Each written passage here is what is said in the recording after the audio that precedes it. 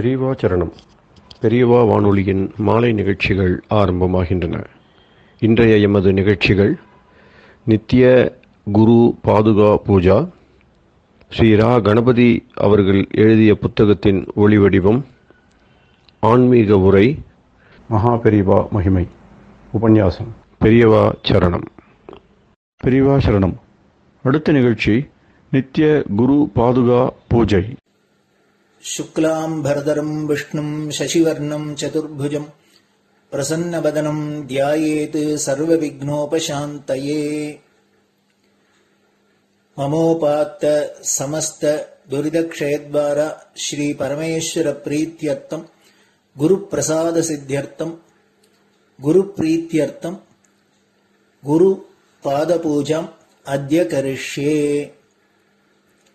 गुरुर्ब्रह्मा गुरुर्विष्णुर्गुरुर्देवो महेश्वरः गुरुः साक्षात् परब्रह्म तस्मै श्रीगुरवे नमः। अपार करुणासिन्धुं ज्ञानदं शान्तरूपिणं श्रीचन्द्रशेखरगुरुं प्रणमामि मुदान्वहम्।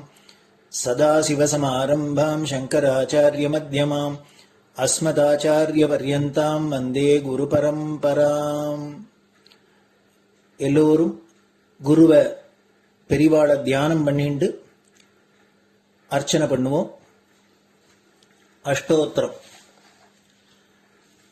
பெரியவா அஷ்டோத்திரம் பல அஷ்டோத்திரங்கள் இருக்கு.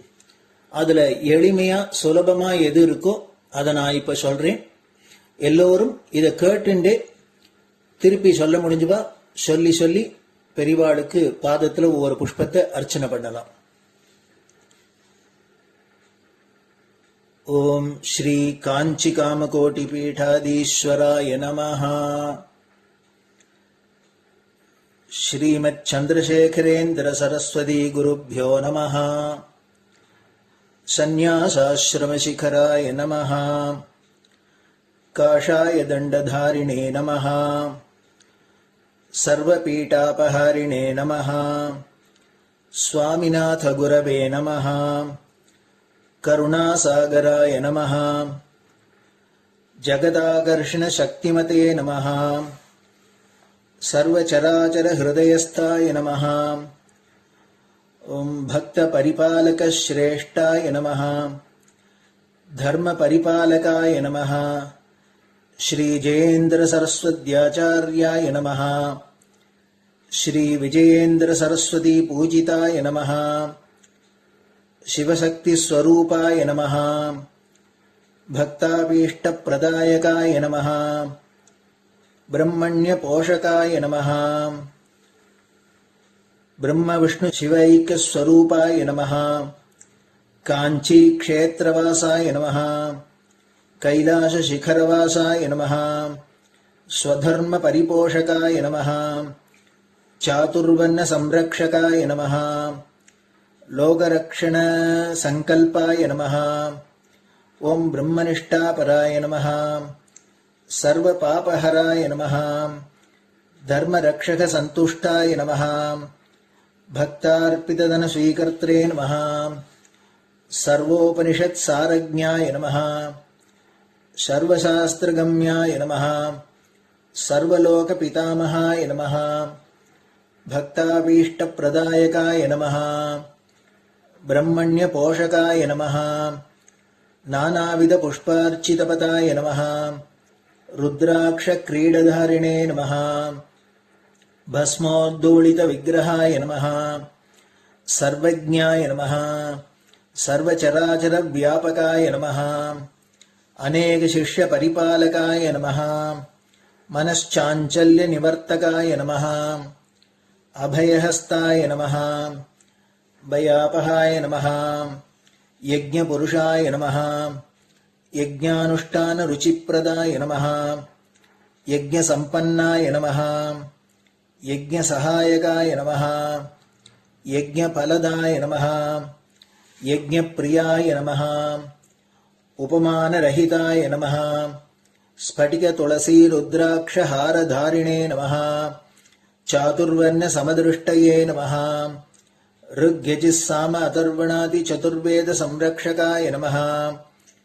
दक्षिणामूर्तिस्वरूपाय नमः जाग्रत् स्वप्न सुषुप्ति अवस्थातीताय नमः कोटिसूर्यतुल्य तेजोमय शरीराय नमः साधुसंग संरक्षकाय नमः अश्वगज गोपूजा निर्वर्तकाय नमः गुरुपादुक पूजा तुरंतराय नमः कनकाभिषिक्ताय नमः स्वर्ण बिल्वदल पूजिताय नमः सर्वजीव मोक्षदाय नमः मूकवाक्तान निपुणाय नमः नेत्र दीक्षादानाय नमः द्वादशलिंग स्थापकाय नमः गान रसप्रियाय नमः ब्रह्मज्ञानोपदेशकाय नमः सकलकलासिद्धिताय नमः चातुर्वण्य पूजिताय नमः अनेकभाषा संभाषण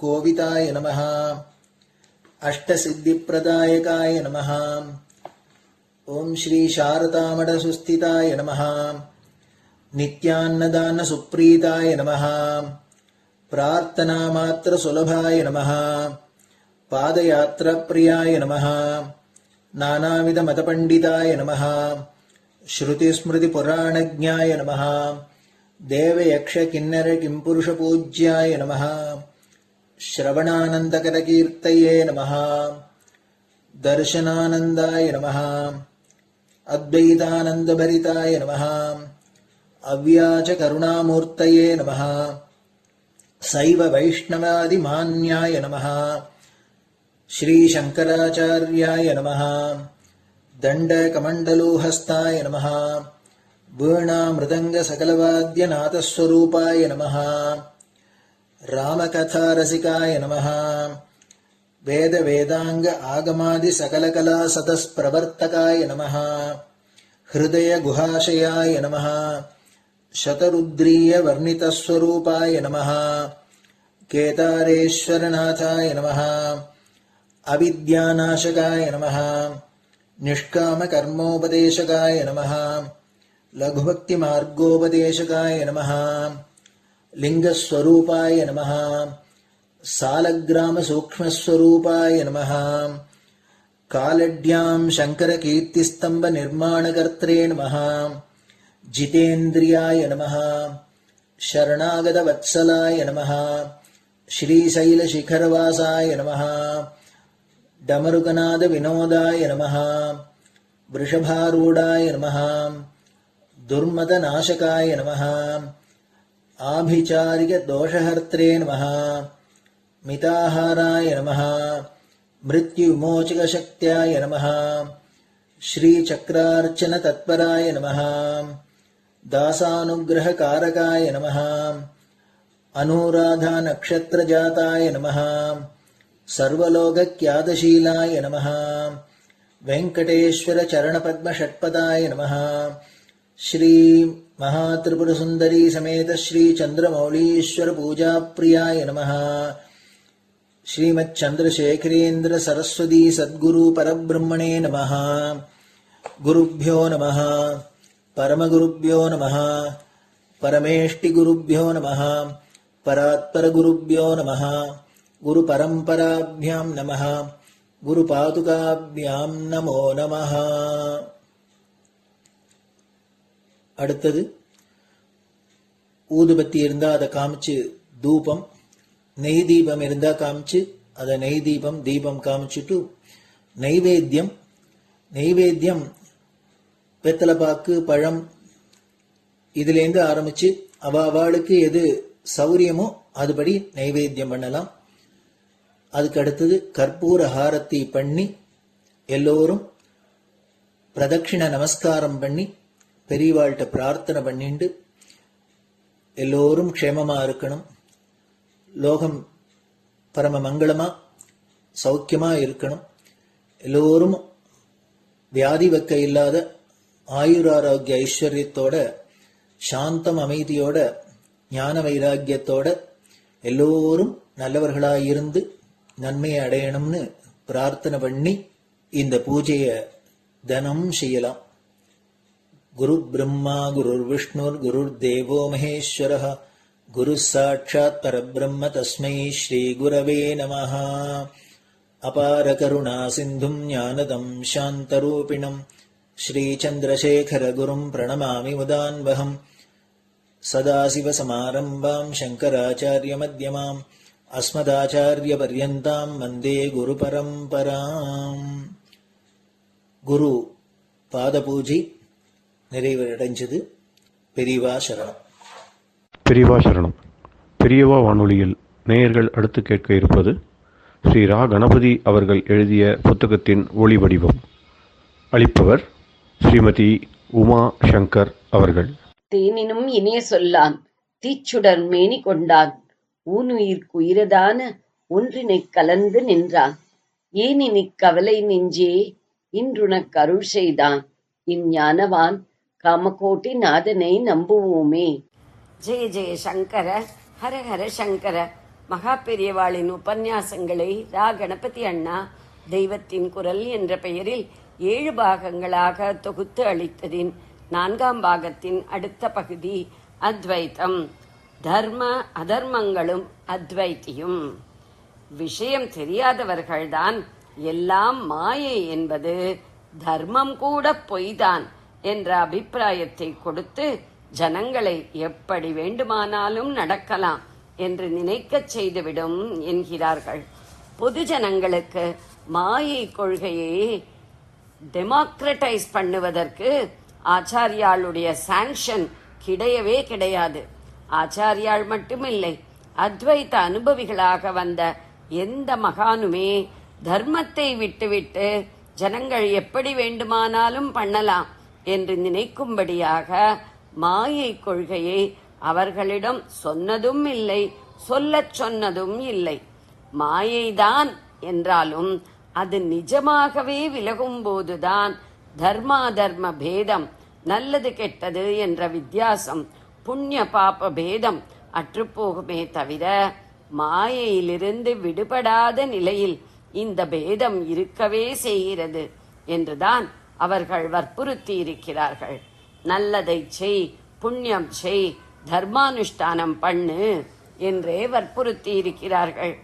ஹட்டயோகத்தில் நல்ல சித்தி அடைந்து உடம்பை வஜ்ரம் மாதிரி ஆக்கிக் கொண்டால் அப்போது கண்ணாடியை ஆணியை தின்று கூட ஆசிட்டை குடித்து கூட ஜீரணம் செய்து கொள்ளலாம். அதற்காக ஒரு நோஞ்சானையோ நார்மலான தேகாரோக்கியம் உள்ளவனையோ ஆணியை தின்னச் சொல்வதுண்டா? மனஸ் இப்போதுள்ள ஜீவஸ்திதியிலிருந்து மேலே போய் ஆத்மாவிலேயே வஜ்ரம் மாதிரி ஊன்றி நிற்கிற போது என்ன அதர்மமானாலும் பாபமானாலும் ஜெரித்து போய்விடும். ஆனால் அது லோக ஜனங்களுக்கானது அல்ல. அப்படி அத்வைத சாஸ்திரத்தில் இல்லவே இல்லை. இவனை தர்ம மருந்து சாப்பிட வேண்டிய நோயாளியாகத்தான் அது வைத்திருக்கிறதே ஒழிய ஆணியை தின்கிற ஹட்டயோகியாக அல்ல. ஞானியும் வினைப்பயனும். ஞானி அதர்மம் தர்மம் இரண்டுக்கும் மேலே போனவன். பாபம் கெட்டது எல்லாமே அதர்மம்தான். தர்மம் என்பதில் புண்ணியம் நல்லது என்கிற எல்லாமுமே அடங்கிவிடும். இவை எல்லாவற்றுக்கும் மேலே போனவன் ஞானி. ஆத்மாவாகவே இருந்து கொண்டிருக்கும் நிலைக்கு கீழ்ப்பட்ட துவைத்தத்திலேதான் இருட்டு வெளிச்சம் இன்பம் துன்பம் என்று துவந்தங்கள் இருக்கிறார் போலவே நல்லது கெட்டது புண்ணியம் பாபம் தர்மம் அதர்மம் என்ற இரட்டைகளும் இருக்கின்றன. மாயா சிருஷ்டியில் வருகிறவையே ஆன இவை எதுவுமே ஆத்மாவை பாதிக்காது. அதாவது ஆத்மாவை அறிந்த ஞானியை பாதிக்காது. இப்படி சொன்னதால் அவன் புத்திபூர்வமாக உத்தேசித்து அதர்மமான பாபம் பண்ணி ஒருத்தருக்கு ஒரு கெடுதலை விளைவிக்கலாம் என்றோ அப்படி அவன் விளைவிப்பான் என்றோ அர்த்தம் இல்லை. ஞானிக்கு புத்தி பூர்வம் உபதேசம் உத்தேசம் என்பதெல்லாம் ஏது? புத்தேகே பரதஸ்து சகா என்று புத்திக்கும் மேலாக உள்ள ஆத்மாவில் தன்னை ஸ்தம்பம் மாதிரி நிலைநாட்டிக் கொண்டவன் அவன் என்று பகவான் சொல்லி இருக்கிறாரே. ஆகையால் அவன் நம்மை போல் புத்திபூர்வமாக ஏதொன்றும் உத்தேசித்து செய்யவே மாட்டான். சங்கல்பம் இருக்கும் போதுதான் உத்தேசம் எழும்பும். மனஸ் அற்றுப்போன ஞானி சங்கல்ப விகல்ப ரகிதனல்லவா? நிர்விகல்பம் என்பதே அவன் இருக்கும் நிலை. பழைய கர்மாவில் இந்த ஜன்ம அனுபோகத்துக்கு என்று ஒதுக்கப்பட்டதாக பிராப்ரதம் என்று இருப்பதில் இன்னும் அனுபவிக்க வேண்டியுள்ள பாக்கியை தீர்க்கவே அவனுக்கு சரீரம் இருக்கிறது. சஞ்சிதம் என்பதாக மூட்டை கட்டிய ஜன்மாந்தர கர்மாக்களிலே இனிமேலே ஜன்மங்களை கொடுக்க கூடியதாயுள்ள எதையும் விட்டு வைக்காமல் அதை ஞானாக்னியால் எரித்து விட்டவன் அவன். இந்த ஜன்மத்திலே பண்ணின கர்மா ஆசாமி என்ற பெயரில் ஒன்று சேர்ந்து மறுபடி ஜன்மம் தராதபடியும் அவன் ஞானத்தீயிலே பஸ்மம் பண்ணிவிட்டவன். ஆனாலும் இந்த ஜன்மாவுக்கென்று ஏற்பட்டு பலன் கொடுக்க தொடங்கிவிட்ட பிராப்ரதத்தை மட்டும் அவனால் எரிக்க முடியாது. வில்லிலிருந்து விடப்பட்டு விட்ட அம்பு மாதிரி அது. அதை நிறுத்த முடியாது. வில்லில் பூட்டி எய்யாமல் ஏற்கனவே அம்புரா துணியில் இருந்து கொண்டிருக்கிற அம்புகளை அப்படியே தோளிலிருந்து எடுத்து போட்டு விடலாம். புதிதாக ஆர்டர் கொடுத்த அம்புகளை வாங்கிக் கொள்ளாமலும் இருக்கலாம். இப்படித்தான் சஞ்சித ஆகாமிகளை ஞானி போக்கிக் கொள்வது. ஆனால் நாணை இழுத்து பிரயோகம் பண்ணிவிட்ட அம்பை எப்படி நிறுத்துவது? அப்படித்தான் பலன் தர ஆரம்பித்து விட்ட பிராப்ரதத்தை நிறுத்த முடியாததால் அதை அனுபவிப்பதற்காகவே இன்னமும் அவனுக்கு சரீரம் இருக்கிறது. ஏற்கனவே புத்திபூர்வமாக சங்கல்பித்து செய்ததன் விளைவுகள் மட்டும் இப்போது நேருமே தவிர புதிதாக அவன் எதையும் நினைத்து உத்தேசித்து பண்ணுவதில்லை. பிராப்ரத விளைவுகளும் கூட நம் பார்வையில் ஏற்படுவதாக தெரியுமே தவிர அவன் அதனால் பாதிக்கப்பட மாட்டான். உதாரணமாக பூர்வ ஜன்ம கர்மாவுக்காக அவனுக்கும் ஏதாவது கொடூரமான ரோகம் உண்டாகக்கூடும். அல்லது அவன் வெறும் ஹம்பக் என்று ஊரில் கதை கட்டிவிட்டு அவதூறு ஏற்படலாம். ஆனாலும் இந்த ரோகத்தையோ அவதூற்றையே அவன் கொஞ்சம் கூட பொருட்படுத்த மாட்டான், படுத்த மாட்டான் என்று டெலிபரேட்டாக அவன் செய்வது போல சொல்வது கூட சரியில்லை. வியாதி, அபவாதம் முதலானவை ஒரு பொருளாக அவனுக்கு முதலுக்கே தெரியாது. வியாதி, அபவாதம் ஆகியவற்றுக்கு பதில் பூர்வ சுக்ருத்தம் காரணமாக ஒரு ஞானிக்கு சாண்டோ மாதிரியான ஆரோக்கியம், ஒரே கீர்த்தி சக்கரவர்த்திக்கு செய்கிறது போல சிஷ்யர்கள் சிம்மாசனம் போட்டு பீதாம்பரம் போர்த்தி உட்கார்த்தி வைப்பது என்றும். ஆனால் இவையும் அவனை பொறுத்தமட்டில் பொருளாக தெரியாது.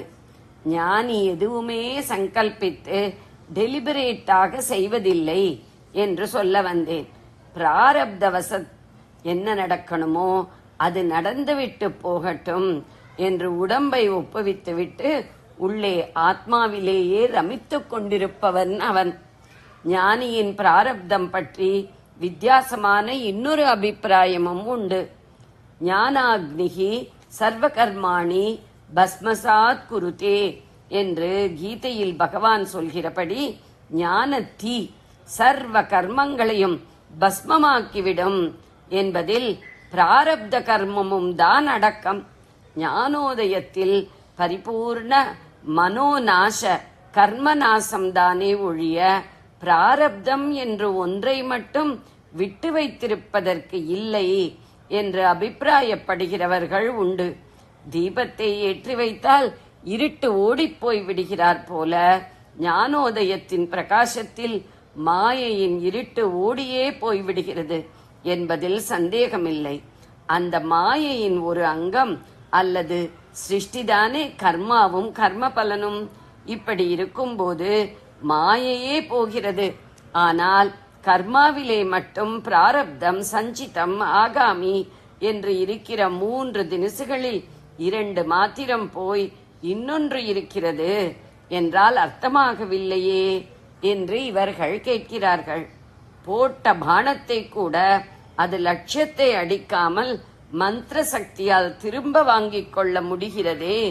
மந்திர சக்திக்கெல்லாம் மேற்பட்ட ஆத்ம ஞானத்தால் பிராரப்த பானத்தை திரும்ப வாங்கிக் கொள்ள முடியாதா என்று கேட்கலாம். ஆச்சாரியாள் கீதா பாஷ்யத்திலே சர்வ கர்மங்கள் என்று சொல்லி இருப்பது பலன் கொடுக்க ஆரம்பித்து விட்டதான பிராரப்தம் தவிர ஏனைய சர்வ கர்மங்களையும் குறிப்பதே என்று பாஷ்யம் செய்திருக்கிறார். ஆனால் அவரே விவேக சூடாமணியில் 10-15 ஸ்லோகங்களில் இந்த விஷயத்தை விசாரித்து விமர்சிக்கும் போது வேறு விதமாக முடிவு சொல்கிறார். 445 463 முடிய உள்ள ஸ்லோகங்கள். அங்கே கொஞ்சமாவது தேகத்திலே ஆத்ம புத்தி ஒட்டி கொண்டிருக்கிற வரையில்தான் பிராரப்தம் உண்டு என்றும், அடியோடு தேகாத்ம புத்தி நசித்து போனால் அப்புறம் பிராரப்தமும் இல்லை என்றும் தீர்ப்பு கொடுத்திருக்கிறார். அப்படிப்பட்ட ஞானிக்கு ஜன்மா கர்மா எல்லாமே ஸ்வப்னமாகி விடுகிறது. அவன் ஞானத்திலே விழிப்பு பெற்றவன். இப்படிப்பட்டவனுக்கு பிராரப்தம் உண்டு என்பது சொப்னத்தில் ஒருத்தன் சம்பாதித்ததில் ஒரு பங்கு மாத்திரம் அவன் முழித்துக் கொண்ட பிற்பாடு அவனுக்கு சேர்கிறது என்கிற மாதிரிதான் என்று பரிகாசமாக காட்டியிருக்கிறார்.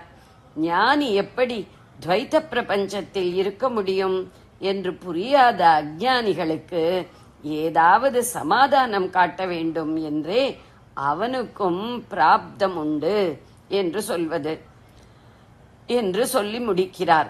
எல்லா மார்க்கக்காரர்களும் படிக்கும் கீதையில் சராசரி மனுஷனின் லெவலில் திருப்தியாக ஏதேனும் சமாதானம் சொல்ல வேண்டும் என்பதால் ஞானி விஷயத்தில் பிராரப்தத்தை ஒப்புக்கொண்டார் என்றும், ஞானத்திலே விசேஷப்பற்று உள்ளவர்களுக்கேயான விவேக சூடாமணியில் உள்ளதை உள்ளபடி சொன்னார் என்றும் வைத்துக் கொள்ளலாம்.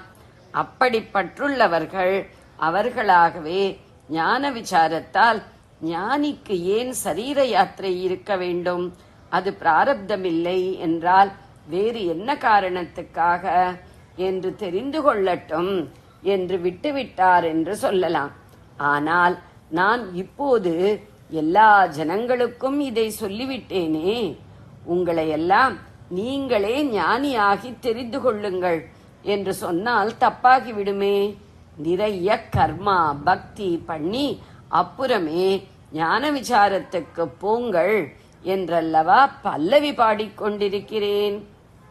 சரி, உங்களுக்கு இன்னொரு விதத்தில் சமாதானம் சொல்கிறேன்.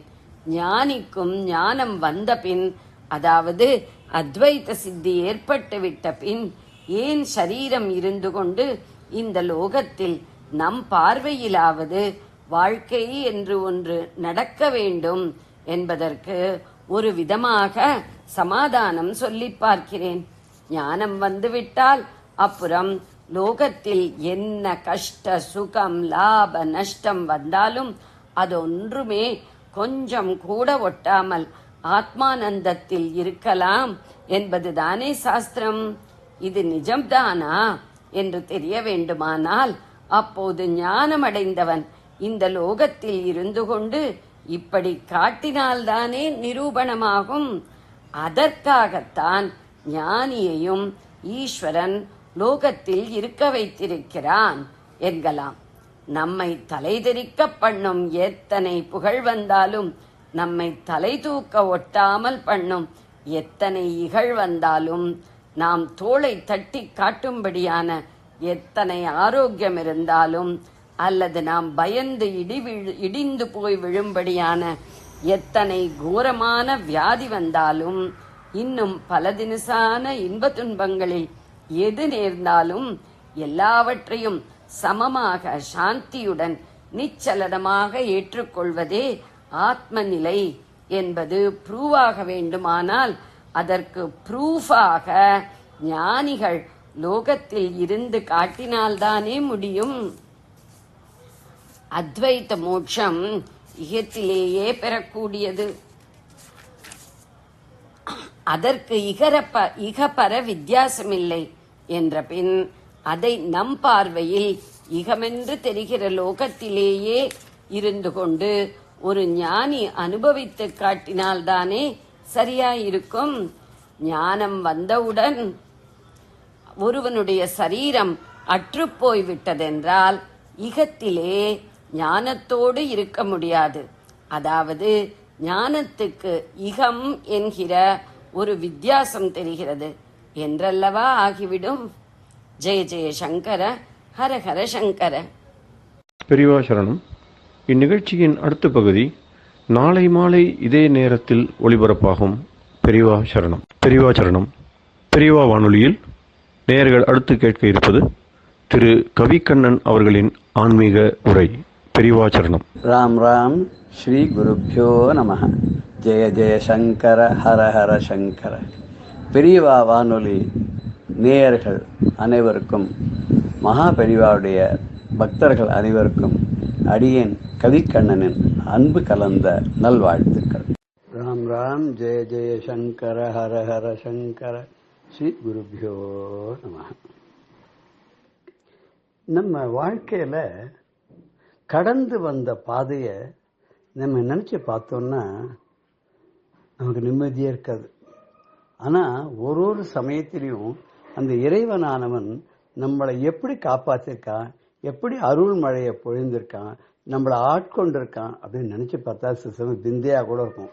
பெரிய ஒரு இக்கட்டான நிலையில என்னமோ தெரியாது இக்கணம் ஏதோ ஒரு இக்கட்டு வந்ததம்மாம்பர் காமாட்சி விருத்தத்துல. அது மாதிரி நமக்கு எங்கேருந்தோ எதிரே பாராத இடத்துல இருந்து, எதிரே பாராத ஒருத்தர்கிட்ட இருந்து நமக்கு ஏதோ ஒரு வம்பல மாட்டிக்க முடியாத ஒரு சூழ்நிலையை அவ ஏற்படுத்தி விட்டுடுவார். ஏன்னே தெரியாது. அவளுக்கு நமக்கே எந்த விரோதமும் கிடையாது. சில சமயத்துல இப்படி கூட இருக்கும். அவ வேற யாரையோ சொல்லியிருப்பா. ஆனா இந்த ராங் ஐடென்டிபிகேஷன்ல அது கடைசியில் நம்மள இது பண்ணும். கடைசியில் விஷயம்லாம் புரியுற போது அவளுக்கும் வருத்தம், நமக்கும் வருத்தமா இருக்கும். ஐயோ, உங்களுக்காக நான் பண்ணதே இல்லையே, உங்களை இப்படி படிச்சுட்டு. ஆனா கஷ்டப்பட்டது கஷ்டப்பட்டது தான், அவமானப்பட்டது அவமானப்பட்டது தான், பேர் கெட்டு போனது பேர் கெட்டு போனது தான். ஆனா இதெல்லாம் நினைக்காத இருக்க முடியுமோ அப்படின்னு கேட்டா இல்ல. நம்ம எப்படி ஏகாந்தமா உட்கார்ந்து இருக்கும் போது பகவத் தியானம் பண்ணலாம் அப்படின்னு யோகத்துல இருக்கலாம் அப்படின்னு ஒரு உட்கார்ந்துருப்போம். கண்ணு மூடி தியானம் பண்ணலாம்னு நினைச்சா அந்த தியானத்துல பகவான் மேல லயிக்கவே தேய்க்காது. பகவானோட ரூபத்தை லாவண்யத்தை மனசுல நினைச்சுட்டு ஜபிக்கலாம்னா முடியாது. அப்ப என்ன ஆகும், நினையாத இருக்கணும் அப்படின்னு நினைச்சோன்னா பழச. ஆனா அப்ப அதுதான் வரும். ஒண்ணுன்னா அவன் அப்படி பண்ணானே, இவன் இப்படி பண்ணானே, அதை சொன்னானே, இதை சொன்னானே, நம்மள இவன் ஏமாத்தினானே, அவன் நமக்கு இந்த கெடுதல் பண்ணானே, இப்படியே நினைச்சு மனசுக்கு அமைதி இல்லாத இருக்கும். நினைச்சு பார்த்தாக்கா நிம்மதி இல்லை. நினைக்காமல் இருந்தாலும் அமைதியும் இல்லை. கடைசியில இந்த உலகத்துல எல்லாமே மாயை அப்படின்னு எல்லாரும் பெரியவாள்லாம் சொல்ற. நம்ம பிரத்யாரம் சொல்லும் போது அப்படிதான் சொல்றோம். இதெல்லாம் மாயைப்பா, இதுவும் கடந்து போகும்பா, ஒன்னும் கவலைப்படாது அப்படின்னு சொல்றோம். ஆனா அனைத்தும் இந்த அவனியில மாயை அப்படின்னு எல்லாருக்கும் தெரிஞ்சாலும், அனைவரும் அறிஞ்சாலும் நம்ம அதை சில சமயத்தில் நமக்குன்னு வரும்போது நம்ம அதை மறந்து போயிடுவோம். நமக்கு அப்படிலாம் தோணாது. என்ன விதியோ, ஏன் இப்படி நாம தரம் கஷ்டப்படணும், எல்லாரும் நன்னா இருக்காளே, எல்லாரும் சௌக்கியமா இருக்காளே. இன்னும் சொல்ல போனாக்க எத்தனையோ தவறுகள், எத்தனையோ பாபங்கள், எத்தனையோ கொடுமைகள் பண்ணவா எல்லாரும் இன்னைக்கு ஓகோன்னு ரொம்ப நன்னா இருக்காளே. இல்லப்பா, இதுக்கெல்லாம் சேர்த்து அடுத்த ஜென்மால அவன் அனுபவிக்கணும்னா அது என்ன பிரயோஜனம்? அவன் அனுபவிக்கும் போது அவனுக்கு தெரிய போறதா, இந்த கஷ்டம், இந்த தவறு பண்ணனால இன்னாருக்கு என்ன கஷ்டம் கொடுத்தனால, இந்த கொடுமை பண்ணனால, இந்த பாவம் பண்ணனால அவனுக்கு இந்த நிலைமை ஏற்பட்டதுன்னு அவன் தெரிய போறதோ? இப்ப நம்மளே எடுத்துங்கோ, நல்லது நடக்கிறதோ கெட்டது நடக்கிறதோ, முன் ஜென்மத்துல நாம இந்த பண்ணனால இந்த ஜென்மத்தை இதை அனுபவிக்கிறோம் நமக்கு தெரியறதா? தீர்வு இல்லையே அப்படின்னு சொல்லி நம்ம கேள்வி கேட்போம். அது நியாயம்தான், கேட்கும்போது நியாயமா தான் இருக்கு. ஆனா பெரியவா எல்லாருமே என்ன சொல்றான்னா, நம்ம எத்தனையோ ஜென்மங்கள்ல சேர்த்து வச்ச பாப்பங்கள்லாம் இருக்கு இல்லையா, அதுதான் சஞ்சிதா பாவம். அது அப்படியே ஒரு இடத்துல மூட்டையா இருக்குமா. நம்ம இந்த ஜென்மத்துல எவ்வளவு அனுபவிக்க முடியுமோ அதை தான் எடுத்துன்னு வருவோம். வீதியெல்லாம் இருக்கு அடுத்த ஜென்மத்துல அனுபவிக்கிறதுக்கு. நம்ம அது போராதுன்னு என்ன பண்றோம்னா இந்த ஜென்மத்துல வேற நிறைய பாவங்கள்லாம் பண்றோம், சஞ்சித பாவம். அப்புறம் இப்ப நம்ம சேர்த்து வைக்கக்கூடிய பாவங்கள், இதெல்லாம் வேலை செய்ய ஆரம்பிச்சுட்டோன்னா அந்த பிராரப்த வினைகள் அப்படின்னு நம்ம சொல்றோம். அதுக்கப்புறம் ஆகாமி வரப்போற பாவங்கள் இனிமே நம்ம தவறு பண்ணாத இருப்போமோ, கண்டிப்பா தவறு பண்றோம், கண்டிப்பா கெடுதல் பண்றோம், தெரிஞ்சும் பண்றோம், தெரியாதையும் பண்றோம், என்னவோ தெரியலையே அப்படின்னு இருக்கும்போது இதுக்கெல்லாம் என்ன காரணம் அப்படின்னா, மைப்பூசி மயக்கிழுவார் மையலில் மயங்கிட்டோம். கண்ணில் மை தடவி அலங்காரம் பண்ணிட்டு நம்மளை ஏமாத்துறாளே அழகால, அவளுடைய அழகுல நம்ம மயங்கி போயிட்டோம். துய்யோரை தூற்றிட்டோம். தூய்மையானவர்கள், ரொம்ப நல்லவர்கள், அப்பாவிகள், யார் வம்புக்கும் போகாதவர்கள், அவர்களெல்லாம் நம்ம என்ன பண்ணோம்னா கண்ணாப்பனான்னு திட்டிருக்கோம், மனசு வருத்தம் படும்படியா பண்ணிருக்கோம், எத்தனையோ கெடுதல்களை நம்ம அவளுக்கு பண்ணிருக்கோம். அவ நம்ம மேல ரிட்டாலியேட் பண்ணலன்னா கூட நம்ம அவளுக்கு துன்பங்களை நம்ம கொடுத்துருக்கோம். துன்பம் என்பதை தந்துவிட்டோம். எவ்வளவோ துன்பங்கள் அவளுக்கு கொடுத்தோம், தெரிஞ்சு துன்பங்கள் கொடுத்தோம், தெரியாம துன்பங்கள் கொடுத்தோம், நாமே நேரடியாக துன்பங்கள் கொடுத்தோம், யாரோ ஒருத்தர் மூலமாக அவளுக்கு துன்பங்கள் ஏற்படும்படியா பண்ணோம். பொய்யோடு கலந்துட்ட புகழுரைகள் கூறிட்டோம். நமக்கு ஏதோ ஒரு காரியம் ஆகணும்னு, ஆதாயம் ஆகணும்னு, அதாவது பொல்லாதவன்கிட்ட கூட நம்ம போய் கை கட்டி நின்றுண்டு பல்லெல்லாம் தெரிய காட்டி பருவிரல் முகத்தில் நாட்டி சொல்லலாம் சொல்ல கேட்டு நம்ம போய் கை கட்டி நின்று அவகிட்ட என்ன பண்றோம்னா, அவ என்ன சொன்னாலும், அவ திட்டினாலும் சரி, அவ நமக்கு என்ன உபாதைகள் கொடுத்தாலும் சரி, நமக்கு அவகிட்ட ஏதோ ஒரு காரியம் ஆகணும் அப்படின்னு வரபோது நம்ம போய் அவளை புகழறோம். அவ பண்ண தப்பெல்லாம் மறந்து போயிடுறோம். அவ தான் பெரிய இந்திரன் சந்திரன் கர்ணன் சொல்லி அவளை புகழ்ந்து இது பண்றோம். மெய்யென்றும் பேசாது மேதினியில் வாழ்ந்துட்டோம்.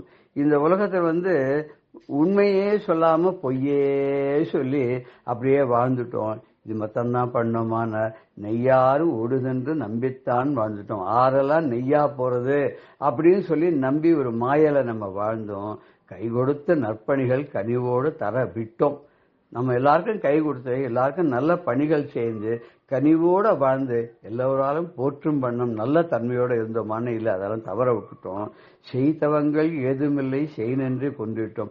நம்ம ஏதாவது தபஸ் பண்ணிருக்கோமா, ஏதாவது தியானம் பண்ணிருக்கோமா, ஏதாவது கோவிலுக்கு செஞ்சிருக்கோமா, இல்ல நம்ம ஏழை எளியவர்களுக்கு அன்னதானம் பண்ணிருக்கோமா, சத்திரம் சாவடி கட்டி வச்சு ஒன்றும் கிடையாது. செய்நென்று கொண்டுட்டோம். யாரோ நமக்கு உபகாரம் பண்ணா அதை லைஃப் முழுக்க நினைச்சு பாக்குறோமோ, இல்ல அவ பண்ண உபகாரத்தையும் மறந்து ஏதோ ஒரு சந்தர்ப்பத்துல அவளுக்கு கெடுதல் பண்ணாதான் நமக்கு நன்மை அப்படிங்கிற சூழ்நிலை வந்தா கண்டிப்பா அவளை மாட்டி விட்டு அவளுக்கு கெடுதல் பண்ணிட்டு நம்ம தப்பிச்சு வந்துடுவோம். தொய்வுற்று இப்போது துவடுவதால் பயனேது. அது இப்ப நினைச்சு பார்த்து வருத்தப்பட்ட கஷ்டப்பட்ட மனசு நொந்து போனா அதனால என்ன பலன் இருக்க போகுது? எதுவும் கிடைக்காது. ஆன்றோர்கள் அறிவுரைகள் அவமதித்து வாழ்ந்துட்டோம். பெரியவாள்லாம் சொன்னா நமக்கு இப்படி பண்ணாதே, அப்படி பண்ணாதே, நன்னா இரு, இது பண்ணா தப்பு, இது பண்ணா பாபம், இது பண்ணா நல்லவனேன்னு பெரியவாள்லாம் சொன்னா கேட்கல.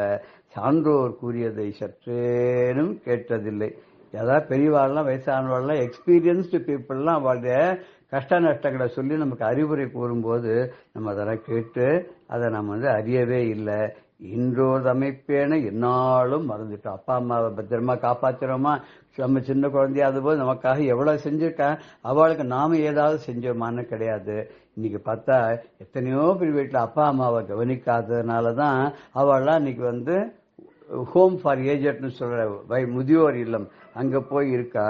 தாந்தோணித்தனமா இந்த உலகத்துல நம்ம இஷ்டப்படி என்ன தோன்றதோ மனசுல அந்த மாதிரிலாம் நம்ம வாழ்ந்தோம். ஆனா பிற்காலத்துல இதெல்லாம் பாவம் நமக்கு புரியல. பொய்யான மானுடத்துல எப்போதும் மானுடர் பின்னாடியே நம்ம பார்த்தாலும் போனோம். நல்ல சத்குருவை மதிக்க மறந்துட்டோம். இந்த ஐயாரப்பனான அந்த பரமேஸ்வரனுடைய திருவடிகள் எல்லாம் நம்ம அணுகாது இருந்துட்டோம். குய்த மலர் போல் நாமும் கருகித்தான் வாடிட்டோமே. எப்படி செடியிலேருந்து ஒரு விழுந்துடுத்தோம் அந்த காஞ்ச பூ, அது எப்படி கருகி போடுதோ அந்த மாதிரிதான் நம்ம ஆயிட்டோம். செய்யாறு முகத்தவனே சேவிக்க வழிவிட்டோம். செய்யாத தீவினைகள் ஜெகம்பிதிலே இல்லை அப்பா. கையோடு மழை நம்மை கூட்டி செல்ல வருகையிலே ஐயோ என்று அளவதுவால் ஆவதென்ன கூறிடுவினர் ஒரு கவி. அதாவது கையோடு அந்த யமன் கூட்டின்னு போறதுக்கு வாசல்ல நிற்கும் போது ஐயையோ நம்ம எத்தனையோ செய்யாத வினைகள் எதுவும் இல்லையே, இவ்வளவு தவறுகள் பண்ணிட்டோமே, நம்மளை காப்பாற்றுறதுக்கு இறைவன் வரமாட்டானான்னு நம்ம அழறோமே. அப்ப அழுது என்ன பிரயோஜனம்?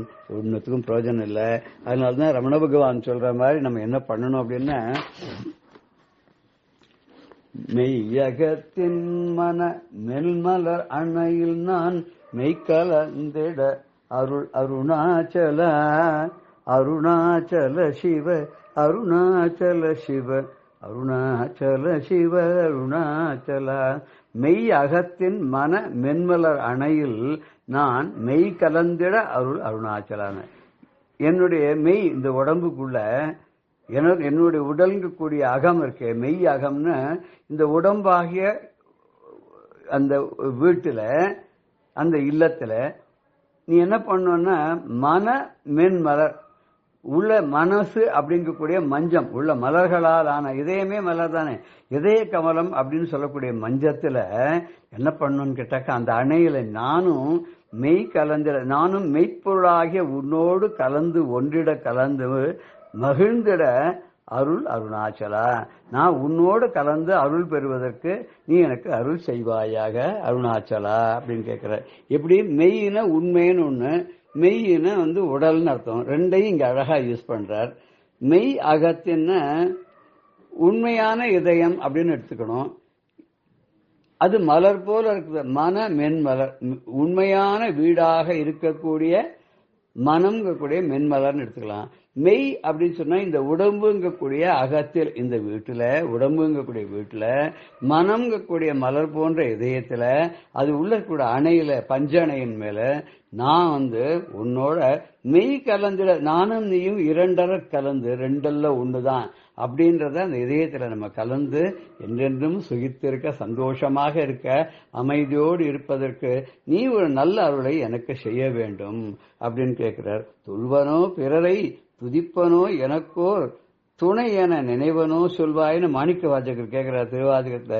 வேற யாரையா போய் நான் பணிவேனா, உன் அருள் எனக்கு நிறைய இருக்கு, உன்னோட நானும் கலந்து நீயும் நானுமா என்னுடைய இதயத்துக்குள்ள கலந்து ஒன்றோடு ஒருவர் ஒன்றி பிணைந்து அப்படி உன்னோட நான் கலந்து இருக்கக்கூடிய சந்தோஷமான நிலை எனக்கு நீ அருளும் போது நான் வேற யாரையா தொழுவேனா, துதிப்பேனா, பாடுவேனா, எனக்கு ஒரு உற்ற துணை அப்படின்னு சொல்லி நினைச்ச நான் யார்கிட்ட போவேனா, வீணே பலிகவர் தெய்வங்கள் பால் சென்று மிக்க அன்பு பூனேன்னு சொன்னார் இல்லையோ, மற்ற தெய்வங்கள் கிட்ட எல்லாம் நான் போயிடுவேனா, உனக்கே அன்பு பூண்டு கொண்டேன், உனக்குத்தான் நான் என்னென்னைக்கும் அன்புடையவனாக பக்தி உடையவனாக என்றென்றும் நான் இருப்பேன்.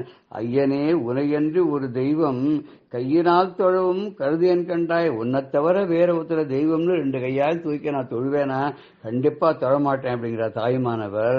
பொய்யனாகிலும் பொய்யுரையன் சுத்த மெய்யனாம் உனக்கே வெளியாகும். உனக்கு நிச்சயமா தெரியும்பா நான் ஒரு பொய்யன் தான், நீ என்னை ஒதுக்கித்தான் வச்சிருக்க, ஆனா கூட நான் இந்த சமயத்துல பொய் சொல்லலப்பா, நான் சொல்றதெல்லாம் முற்றிலும் 100க்கு 100% இது உண்மையை தவிர வேற இல்லை.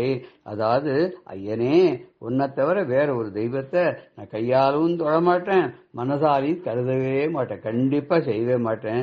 நான் பொய்யன் தான், இல்லைன்னு சொல்லல. அப்படி இருந்தா கூட உன் முன்னாடி நான் பொய் சொல்வேனா, உன்கிட்ட போய் நான் பொய் உரையை சொல்வேனா, மெய்யனாம் உனக்கே வெளியாகும், நீதான் உண்மையானவன் மெய்ப்பொருள் அப்படின்னு இருக்கும்போது உனக்கு இது புரியாதா, கண்டிப்பாக இது உனக்கு புரியும்.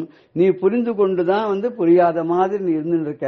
அதனால தயவு பண்ணி என்ன பண்ற அப்படின்னு கேட்டாக்க, என்னோட உடலுங்கக்கூடிய வீட்டுல இருக்கக்கூடிய மன மஞ்சத்துல அழகா மெய்யாகிய உன்னோடு நான் கலந்து ஒன்றி சந்தோஷமா இருக்கிறதுக்கு நீ அருளை பண்ணணும்பா. நீ அருள் பண்ணாதான் உற்றோமேயாவும் உமக்கே நாம் ஆட்செல்வோம் மற்ற இனம் காமங்கள் மாற்றேலோ. வேற எந்த வேலையும் இல்லாத சதாசர்வ காலம் உனக்கே நாம் தொண்டு செய்து கொண்டிருக்க வேண்டும். ஆண்டாள் சொன்ன பிரகாரம் என்னென்னைக்கும் உனக்கே ஆட்பணிந்து இருக்க வேண்டும். இச்சுவை தவிர யான் போன் இந்திர லோகமாலும் அச்சுவை பெறினும் வேண்டேன் அரங்கமா நகருளானேன்னு ஆழ்வார் சொன்ன மாதிரி எனக்கு எதுவுமே வேண்டாம்ப்பா, அந்த இந்திர லோகம்லாம் வேண்டாம், எனக்கு அமரர் உலகம்லாம் வேண்டாம். அது இன்னும் சொல்றாளே, அங்க போனா கூட இந்திர லோகத்துக்கு போனாலும் நம்முடைய புண்ணியம் எவ்வளவு இருக்கோ அது இருக்கிற வரைக்கும் தான் அங்க இருக்க முடியும், அது முடிஞ்சோன்னா மறுபடியும் இந்த பூலோகத்துக்கே அனுப்பிச்சிருவான்னு சொல்றாளே. அதனால நிரந்தரம் இல்லாத நிலை இல்லாத என்றென்றும் திரும்பி இந்த பூமிக்கு தான் வரணும் அப்படின்னு இருக்கிற நிலையிலனால நான் அந்த இந்திர லோகத்துக்கோ சொர்க்க லோகத்துக்கு போகணுங்கிற எனக்கு அவசியம் எனக்கு இல்லவே இல்லை. பிறவா நெறியது பேசா நிலை அது பேசில் என்றும் இரவா உரு அது ஏற்றால் வருவது இருள் அகன்றோர் மறவாது உடையது மாதோர் புடைவது வாழ்த்துகின்றோம் உறவாய் இருப்பது ஒன்றுண்டே முக்கண்ணா என் உள்ளத்தேனர். நீ என்னோட மனசுல தங்கி என்னோட மஞ்சத்துல இதய மஞ்சத்துல நீ தங்கிட்டேன்னு சொன்ன, அப்ப நீ என்னது அதான் பிறவாத நெறி, அதுதான் பேசாத நிலை எனக்கு அப்ப கிடைச்சிடும். என்ன உன்னோட நான் ஒன்றி போயிருப்பேன். பேச்சில என்றும் அது இரவாத எதுவும் மறையாத என்றென்றும் நிலையாக இருக்கக்கூடிய உருவமாக என்னுடைய மனதுக்குள்ள இருக்கும். அது அப்ப இதயத்திற்குள்ள இருளெல்லாம் நீங்கி போய்விடும். இருளெல்லாம் நீங்கி போயிடுச்சுன்னா உன்னை என்னென்னைக்கும் மறவாது இருக்கக்கூடிய நிலை, உன்னோடு ஒன்றிய நிலை எனக்கு எப்போதும் கிடைக்கும்.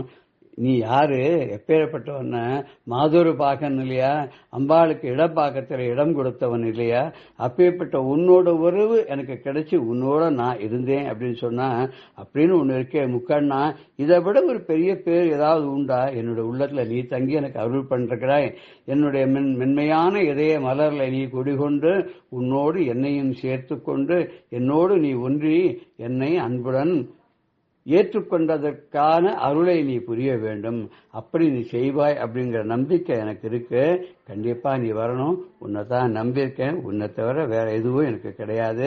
எனக்கு உறவாய் இருப்பது ஒன்று உண்டே, எனக்கு நல்ல உறவுன்னு சொல்லிக்கிறதுக்கு யாருன்னா முக்கண்ணோடு என் உள்ளத்தே, 3 கண்ணோடு என்னுடைய ஹிருதய அமரத்தில் வீற்றிருக்கக்கூடிய நீதான் என்னுடைய உறவு அப்படின்னு சொல்லி வள்ளலார் சொல்றார்.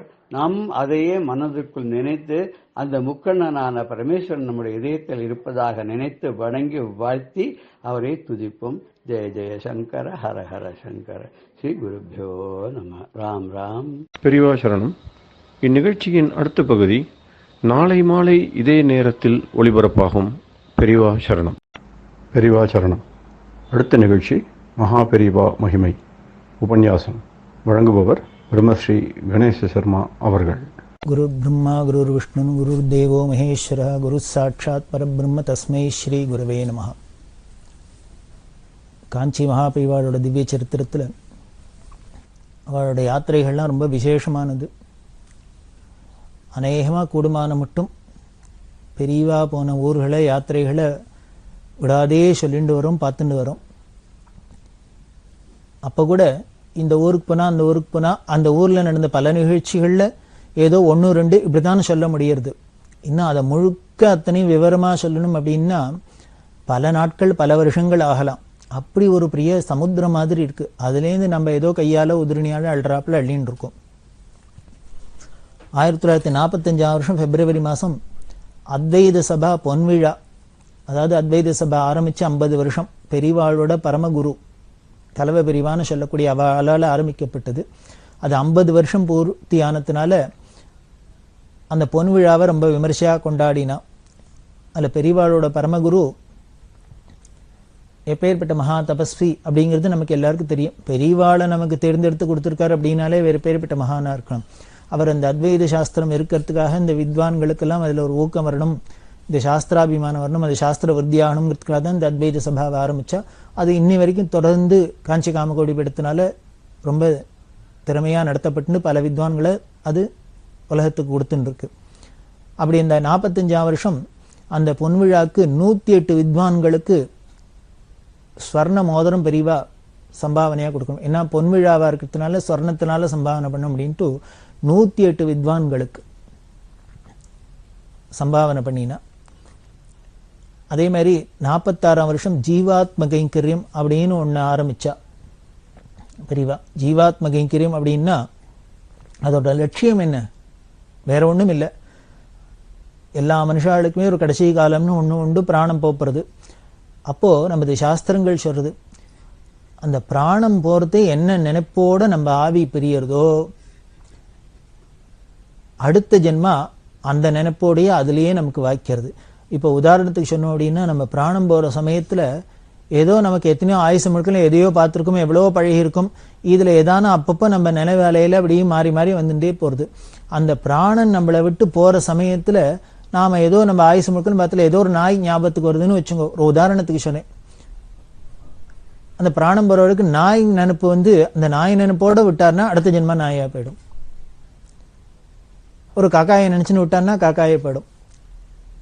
என்ன நினைப்பு அந்திம காலத்தில் இருக்கோ அதுதான் அடுத்த ஜென்மா வரும் அப்படின்னு சாஸ்திரம் சொல்றதுனாலேயே நம்ம ரிஷிகள்லாம் என்ன பண்றாங்க, அந்த கடைசி காலத்தில் என்ன பண்ணுனர், பகவானோட நினைப்பா இருக்கணும், பகவத் ஸ்மரணையா இருக்கணும்.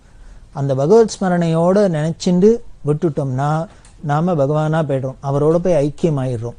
சாயுஜ்யம், மோட்சம். அதுதான் அந்த அந்திம கால நினைப்பு தான் ரொம்ப முக்கியம். பல பேருக்கு கோமா ஸ்டேஜ் எல்லாம் போய் அப்படி இப்படிலாம் இருக்கு நமக்கு. ஆனா விஞ்ஞான ரீதியா மெடிக்கல் ரீதியா பார்த்தா அவளுக்கு வெளி உணர்வு இல்லாத கோமாகமா ஞாபகம் எல்லாம் இல்லாத இருக்கலாம். ஆனா உள்ளுணர்வு இருக்கலாம், இருக்கும்.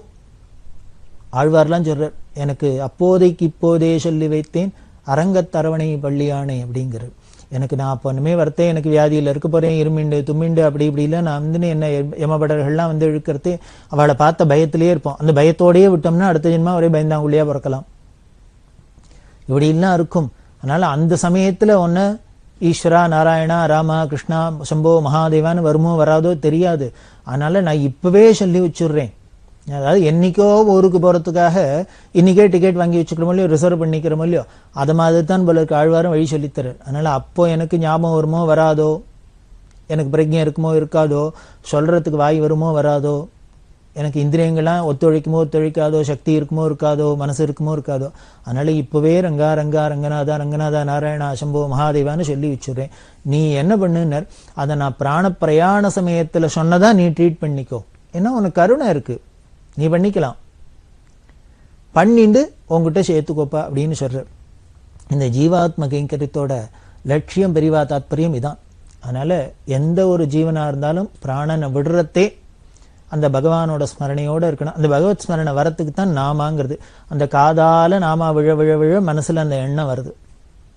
அதுக்காகத்தான் இதை சொன்னா. பகவான் கீதையிலையும் அப்படித்தான் சொல்றாரு, நீ ஆயுசு முழுக்கலையும் எப்படி வேணா இரு, ஆனா அந்த போற சமயத்துல என்ன நினைச்சுக்கோ, என்ன அடைஞ்சுடலாம் அப்படின்னு சொல்றாரு. இப்படி ஒரு சுலபமான ஒரு எளிமையான மார்க்கம் மாதிரி இருக்கு. ஆனா லேசில கிடைச்சிடுமா லபிச்சிடுமான்னு தெரியாது, முடியாது. அதுக்கு பிராப்தம் இருக்கணும். அப்ப என்ன பண்ணணும்னா, அந்த அந்திம காலத்துல வரணும்னா முன்னாலே எந்த ஒரு காரியமும் நமக்கு லகுவா வரணும் அப்படின்னாக்க பிராக்டிஸ் இருக்கணும் இல்லையோ. அதனாலதான் நம்ம சின்ன வயசுலேருந்தே இந்த நாமாவை சொல்லி சொல்லி கேட்டு கேட்டு நல்லதுலேயே பழகிருந்தோம்னா நிச்சயம் அந்த அந்திம காலத்திலையும் அது கை கொடுக்கும். அதைத்தான் நீங்க பெரியவா சொன்னா, அந்த நினைப்பை உண்டு பண்ணணுங்கிறதுனால ஒரு கிராமத்துல ஒரு ஊர்ல யாரானும் காலமாக போறா அப்படின்னு டெத் பெட்ல இருக்கா அப்படின்னு தெரிஞ்சதுன்னா, அந்த சமயத்துல பக்கத்துல இருக்கிற சத்சங்கத்துல இருக்கிற எல்லா ஜனங்களும் ஒன்னா போய் அந்த வீட்டுல உட்கார்ந்துட்டு, அதாவது டியூட்டி போட்டுக்கணும். அவர் இப்ப போவாரா அப்ப போறா தெரியாது, 24 மணி நேரமும் யாரானும் ஜனங்கள் அங்க கூடவே இந்த சத்சங்கத்தை சேர்ந்தவா போய் இருந்து பகவன் நாமாவை உறக்க சொல்லணும். எந்த நாமாவா இருந்தா சரி, பகவன் ராம நாமாவோ கிருஷ்ண நாமாவோ இல்ல சிவநாமாவோ இல்ல முருகனோ என்னவோ அம்பாளோ, அவளுக்கு என்னென்ன, அதுவும் அந்த போறவருக்கு அவர் முன்னால காலகட்டங்கள் எப்படி எந்த பக்தியோட இருந்தாரோ அந்த நாமாவை சொல்லிண்டே இருக்கணும். திருப்பி திருப்பி உறக்க சொல்லணும், அவர் காதுல விழறாப்புல அப்படி சொல்லிண்டே இருக்கணும். அப்படி சொல்லி அந்த பகவத் ஸ்மரணையை நாம கொடுக்க வேண்டியது. அப்புறம் அந்த கடந்திம காலத்துல கங்கா தீர்த்தம், துளசி தீர்த்தம் அதெல்லாம் கொடுத்து அவளுக்கு பிரசாதத்தை கொடுத்து அந்த ஆத்மா சாந்தமா பிரிஞ்சு சாயுஜ்யத்தை அடையணும். அப்படிங்கிறதுக்கு தான் ஜீவாத்ம கைங்கரியம் அப்படிங்கிறத ஒன்ன பெரியவா ஆரம்பிச்சு வச்சா. இதை பாருங்கோ, நாம இருக்கிறதே நமக்கு ஒண்ணு கொடுக்கறது, நமக்கு நல்லது செய்யறது, நமக்கு வாரி கொடுக்கறது, நமக்கு நல்லது நினைக்கிறதுலாம் ஒரு பக்கம். ஆனால் நம்ம அந்த போறதுக்கு காலத்திலையும் நமக்கு அப்படி பண்ணணும், இன்னால போனப்புறமும் நமக்கு நல்லது பண்ணணும் அப்படின்லாம் இவர் பின்னால அநாத பிரேத சம்ஸ்காரம்லாம் ஆரம்பிக்க போற சொல்ல போறார்.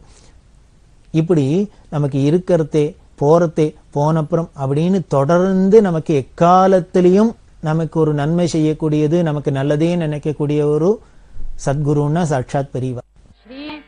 நமக்கு ஒரு நன்மை செய்யக்கூடியது, நமக்கு நல்லதே நினைக்கக்கூடிய ஒரு சத்குருன்னா சாட்சாத் பெரியவா. அவளோட திட்டங்கள்லாம் அப்படிதான் இருந்திருக்கு. அப்படிதான் இந்த ஜீவாத்மகை ரொம்ப அபூர்வமான திட்டம். இதுக்கு ஒன்றும் ஒரு செலவும் இல்லை. என்ன, நம்ம கொஞ்சம் டயத்தை ஸ்பெண்ட் பண்ணணும். இது கூட பண்ணக்கூடாதா? நம்மளோட பழகின வாழ்க்கை, நம்ம ஊரை சேர்ந்த வாழ்க்கை, நம்ம ஜனங்களுக்கு, நம்ம சமுதாயத்துக்கு, மனித சமுதாயத்துக்கு அது அந்த ஆத்மா நல்ல விதத்துல பகவத் ஸ்மரணையோட பிரிஞ்சு ஆத்மா சாந்தி அடையட்டும் அப்படின்னு, அது சத்கதி அடையணும் அப்படிங்கிறதுக்கு நம்மளால நான் கைக்கரியும். இந்த பெரியமே சேவையிலேயே சர்வீஸ்லயே ஒரு ஜென்மா ஒரு ஆத்மா சத்கதி அடையறதுக்கு, நல்லதை அடையறதுக்கு, மோட்சத்தை அடையறதுக்கு உபகாரம் பண்றதை விடையா நம்ம இனிமே நல்ல காரியம் பண்ண முடியும், ஒரு சர்வீஸ் பண்ணிட முடியும். ஆனா இதுக்கு என்ன செலவழிக்கணும்? ஒன்னும் செலவழிக்க வேண்டாம், 9 பைசா செலவில்லை. அதைத்தான் இந்த சொன்ன ஜீவாத்ம கைங்கரியம்னு. அதை அவசியம் நாம கடைபிடிக்கணும். ஊருக்கு ஊரு, தெருக்கு தெரு இருக்கணும் அப்படின்னு சொல்லி அந்த ஜீவாத்ம கைங்கரியத்தை பெரியவா சொன்னா. அதே மாதிரி 1946 நாட்டை துண்டாடுறதுக்காக தீய சக்திகள்லாம் சேர்ந்துன்னு கலகம் பண்ணினா. அப்போ என்ன பண்ணினா, நாட்டில் சுதந்திர போராட்டம் நடந்துன்னு வந்தது. இன்னும் இதுக்கப்புறம் ஒரு வருஷத்தில் நமக்கு சுதந்திரம் கிடைக்க போகிறது. அப்போ ஆங்கிலேயர்களுக்கு இந்த நாட்டுக்கு எப்படியும் சுதந்திரம், என்ன சுதந்திர போராட்டத்தோட அந்த தீவிரத்தை பார்த்து இது எப்படியும் நாம இந்த நாட்டை விட்டுட்டு இவாள்கிட்ட கொடுத்துட்டு ஓடத்தான் வேணும் அப்படிங்கிறப்பல அவளுக்கு ஒரு மனசுக்குள்ளேயே அவளுக்கு முன்னாலே தீர்மானம் வந்துடும் இல்லையோ. அப்படிலாம் வந்திருக்கு. அப்படி வந்தா கூட அவளோட அந்த எண்ணத்தை பாருங்க, இத்தனை நாள் அடிமைப்படுத்தி ஆட்சி பண்ணியாச்சு, இப்போ விட்டுட்டு போகணுங்கிறதையும் மனசு வரல. அதனால என்ன பண்ணினா அப்படின்னார், நம்ம இவாள்கிட்ட கொடுத்துட்டு போனா கூட இவ நிம்மதியா சௌக்கியமா இருக்கக்கூடாது. அப்ப அவளே தீர்மானம் பண்ணிக்கணும், இந்த இப்ப படுற கஷ்டத்துக்கு இப்ப அவன்கிட்ட இருந்ததே தேவையில்லை, அடிமையா இருந்தே தேவையில்லைங்கிறாப்புல பண்ணணும். அதாவது பதித பாவன சீதாராம் அப்படிங்கிறான். ராமரோட பெருமை என்ன அப்படின்னா, அதாவது கீழே விழுந்தவா, வழிக்கு விழுந்தவா, சரிக்கு விழுந்தவா, பதிதர்களையும் காப்பாத்துறது தான் பகவானுக்கு பெருமை. இனிமே நல்லவாளெல்லாம் காப்பாத்துறதுங்கிறது ஒன்றும் பெரிய காரியம் இல்லை. கெட்டவாளையும் காப்பாற்றணும், விழுந்தவாளையும் காப்பாற்றணும், விழுந்தவாளையும் தூக்கி விடணும், அதுதானே அவருக்கு பெருமை. ராமரோட பெருமையிலேயே என்னன்னு பல பேரை பார்க்கிறோமே, அவரோட பாதத்துக்கு பெருமையா சொல்லுமே. அகல்யா சாப விமோச்சனம் அப்படின்னா வாழ்க்கையில வழிக்கு விழுந்தவ தானே, ஸ்லிப்பானவ. அந்த அகல்யக்கே இப்படி பாவ விமோச்சனம் ஆச்சுன்னு ராமரோட சந்நிதியினால, ராமரோட கருணையினால.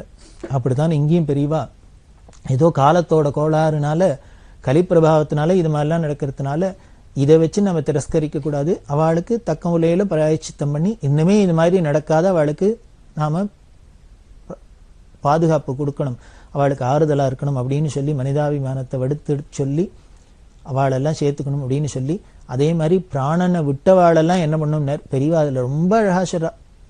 நமக்கு பிராதஸ்மரணை அப்படின்னு சொல்லி காலங்காலத்துல ஏந்துனோன்னு சில பேரெல்லாம் நினைக்கணும். அவளை நினைச்சாலே அன்னி பொழுது நமக்கு நல்ல பொழுதா இருக்கும், அன்னி பொழுதுல நம்ம பாபம் வேண்டாது, அதுக்கு முன்னால வரைக்கும் பண்ணின பாபமும் போயிடும்.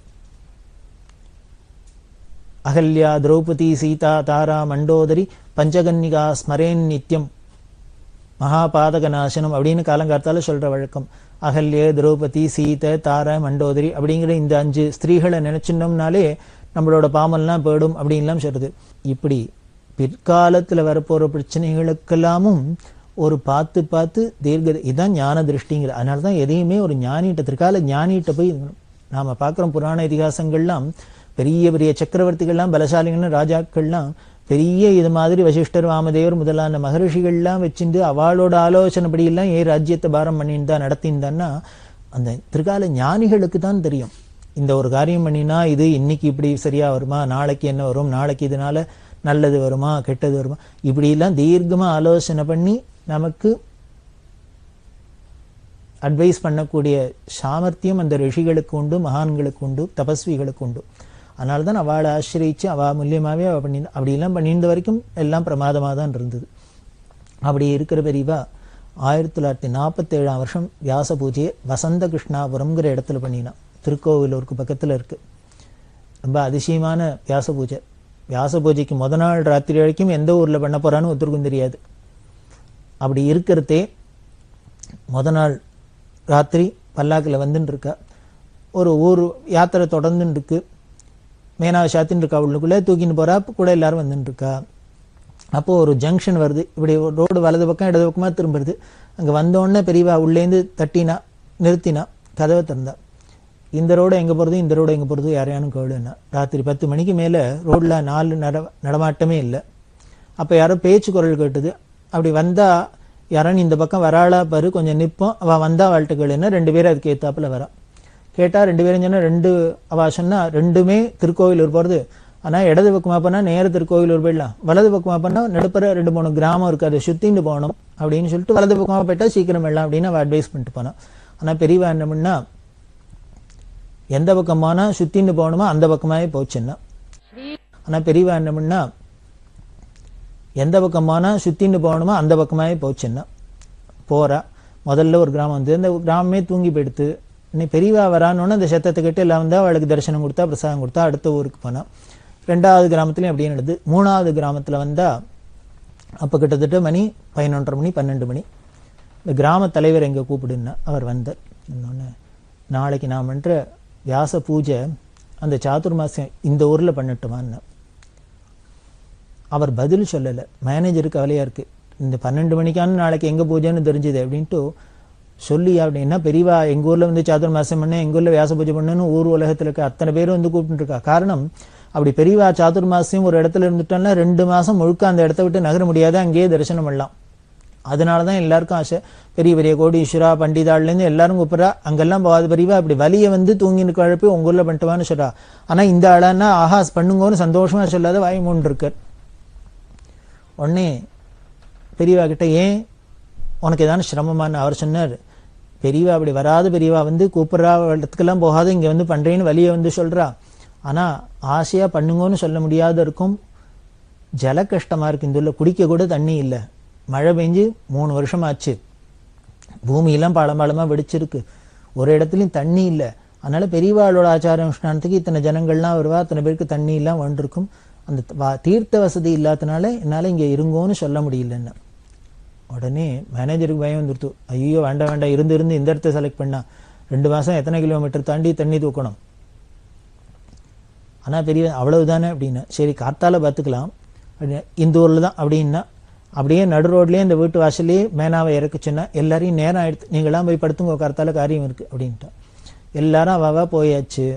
களப்போலியோ நடந்து வந்த டயர்டு எல்லாம் பெரியவா உள்ள மேனால படுத்துங்க. யாரானும் ஒருத்தர் பெரியவா கூப்பிட்ட குரலுக்கு கூடவே இருப்பா, அதுல ஒருத்தர் வந்து படுத்துட்டு இருக்க கீழே துண்டை வச்சுன்னு. ஒரு 1/2 மணி 3/4 மணி ஆனோன்னா எல்லாரும் அசந்து தூங்குறது. பெரியவா ஏந்துண்டு அந்த எழுந்து படுத்துட்டு இருக்கிற எழுப்பி வேண்டா கிழக்கு கருத்துருக்கோ அப்படின்னா. ராத்திரி 12 மணிக்கு அவர் அரை தூக்கத்துல இருந்துன்னு கிழக்க என்ன எல்லா இடமே தான் கருத்துருக்கு. உடனே சில்லுன்னு காத்தடிக்கிறதோ அப்படின்னு. அவர் ஆமாம் போல இருக்கு அப்படின்னு. தூர்றதோ அப்படின்னு தெரியல. நட்சத்திரம் தெரியறதோ இல்லை. மழை வருமோ அப்படின்னு தெரியாது. மழை வருமா வராதான்னு என்ன வானிலை ஆராய்ச்சி மையமா நமக்கா தெரியும். தூங்கி நிற்கிற எழுப்பி மழை வருமானு கேட்டா அவர் ஒன்றும் புரியல, அப்படியே முழிச்சுட்டு உட்காந்துட்டார். உடனே சரி நீ தூக்கலமா இருக்கு இப்போ படுத்துக்கோ அப்படின்னா பெரியவா கதவை சாத்தின்னு விட்டா. அவர் பார்த்தார், திருப்பி படுத்துட்டா திருப்பி 1/2 மணிக்கு ஒரு தினம் எழுப்பான்ட்டு என்ன விட்டார். ஏறி பக்கத்துல வீடு திண்ணை இருக்கு, அது மேலே ஏறி படுத்துட்டு பெரியவா கதவை திறக்கிற சத்தம் கேட்டா இறங்கி வரலான்னு. அவர் மேலே ஏறி போய் படுத்துட்டாரோ இல்லையோ, அடுத்த 10வது நிமிஷத்துலேருந்து என்னாச்சுன்னா பெரியவா சொன்னது ஒன்னொன்னா ஆரம்பிச்சுது. முதல்ல சில்லுன்னு காத்து அடிக்க ஆரம்பிச்சுது, உடனே தூரல் போட ஆரம்பிச்சுது, மழை வந்தது, கொட்டித்து. மழைன்னா எப்படின்னு இப்படி 12 மணி 1 மணிக்கு கொட்ட ஆரம்பிச்சது, வெடிகாரத்தில் 4 மணி 5 மணி வரைக்கும் கொட்டிது. எப்படி கொட்டித்துன்னு 3 வருஷம் பெய்யாத மழை 3 மணி நேரம் 4 மணி நேரத்தில் பெஞ்சு. அதுக்கப்புறம் 2 மாசம் அந்த சாதுர்மாசியம் வரைக்கும் அந்த ஊரு காயல்ல சேரும் ஜெகதிமா இருந்ததுன்னா எத்தனை மழை பெஞ்சிருக்கும்னு பார்த்துங்கோ. அப்படி ராவோட ராவா கொட்டி தேர்ந்துருத்தோம். ரிஷியசங்கர்னா எப்படி இருப்பார், இப்படிதான் இருப்பார். மறுநாள் கார்த்தால பொழுது விடிஞ்சு பார்த்தா எல்லாருக்கும் ஆச்சரியம். என்ன ஒரு ராத்திரிக்குள்ள அர்த்த ராத்திரிக்குள்ள இத்தனை மழையை கொண்டு கொட்டிவிட்டா பெரியவா. ஊரு ஜனங்களோட தண்ணி கஷ்டம்லாம் தீர்ந்து போயிடுத்து. எல்லாரும் வந்து எப்படி உணர்ச்சி வசப்பட்டிருப்பான்னு நம்ம தெரிஞ்சுக்கலாம். எல்லாருமா வந்து பெரியவாள்கிட்ட பிரார்த்தனை பண்ண அந்த வருஷம் சாதுர்மாசியம் முடிஞ்சுது, வியாச பூஜை. அந்த ஊர் தான் வசந்த கிருஷ்ணாபுரம்னு பேரு, திருக்கோவிலூருக்கு பக்கத்துல இருக்கு. அப்படி பெரியவா போற இடத்தெல்லாம் அதிசயம்தான். அந்த ஜனங்களுக்காக தானே போற, அவளுக்கு கஷ்டத்தை தீக்க குறையத்துக்கு தானே பார்த்து இனிமே வசந்த கிருஷ்ணாபுரத்துல இருக்கிறவளுக்கு தண்ணி கஷ்டம் படணும் அப்படின்னா அவளை பக்கம் போகணுங்கிற, தண்ணி கஷ்டத்தை போக்கணுங்கிறதுக்காக இவர் நடையால் நடந்து பாதராத்துல போய் அவளை எழுப்பி வலியை அங்க உட்கார்ந்துட்டு ஆட்கொண்டு இருக்கணும். இதுக்கு பேர் தான் ஆட்கொண்டு அனுகிரகம். தானே வந்து தலை வலிய வைத்தாட்கொண்டருளும் வான்வார் கழல் பாடி வந்தோர்க்குன் வாய் தருவாய் மாணிக்க வாச்சர் சொல்றாரு. அது மாதிரி தானே வந்து வலிய இல்லங்கள் தோறும் எழுந்தருளி அப்படிங்கிறார். பழங்குடியில் தோறும் எழுந்தருளி அப்படி எல்லாம் சொல்றார். அப்படிதான் இங்க பெரியவா இந்த யாத்திரையெல்லாம் பண்ணினதெல்லாம் இப்படிதான், பல அனுகிரகத்துக்கு தான் அப்படிதான் பண்ணினா.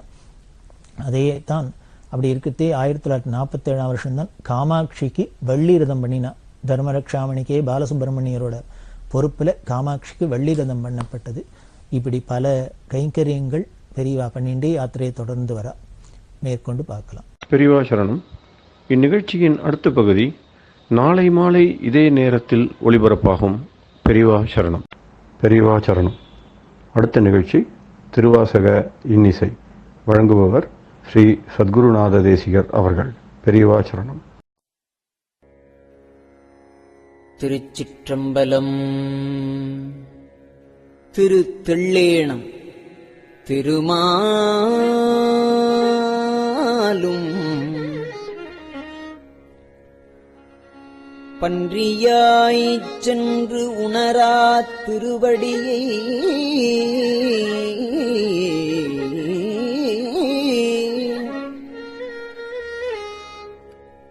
உரு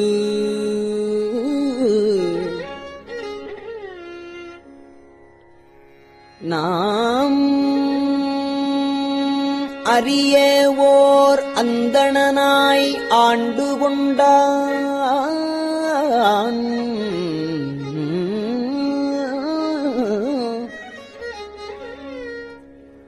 ஒரு நாமம்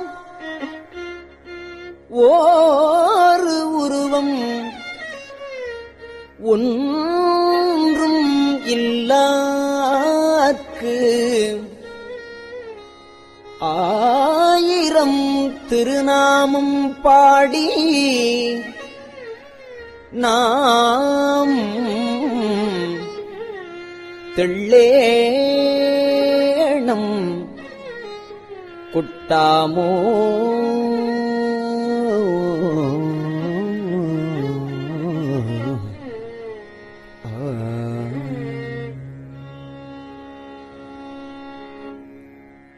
திருவார் பெருந்துரை மேயவீரான் என் பிறவி கருவேர் அறுத்தவின் யாவரையும் கண்டதில்லை அருவாய் உருவமும் ஆயவிரான் அவன் மருவு திருவாரூர் பாடி நாம் தெள்ளேணம் கொட்டாமோ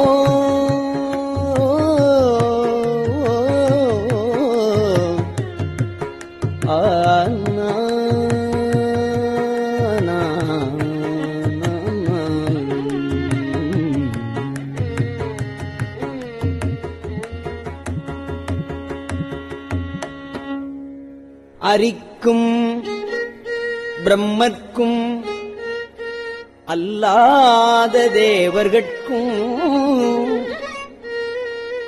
தெரிக்கும் படித்தன்றி நின்ற சிவம்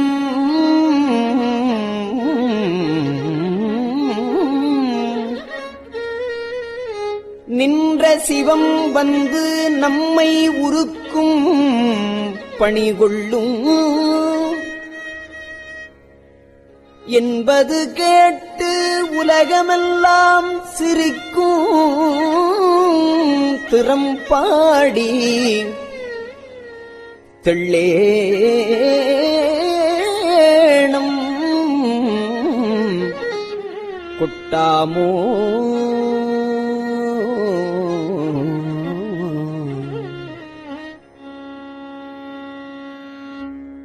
அவமாய தேவர் அவகதியில் அழுந்தாமே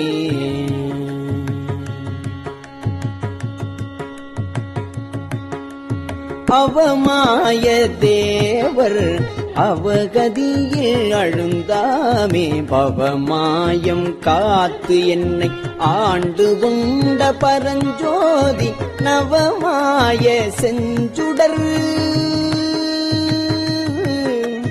நவமாய செஞ்சுடல் நல்குதலும் நாம் ஒழிந்து நவமாய செஞ்சுடல் நல்குதலும் நாம் ஒழிந்து சிவமானவா பாடி சிவமானவா பாடி தெள்ளேணம் கொட்டாமோ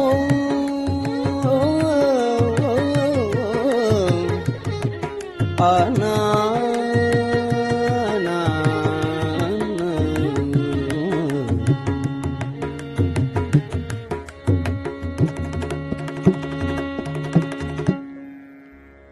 அருமந்த தேவர் அயன் திருமார்க்கு அரிய சிவம்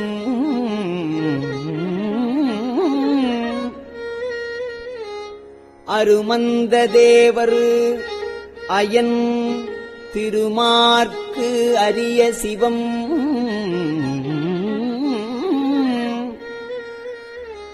உருவந்து பூதலத்தோர் உகப்பெய்த கொண்டருளி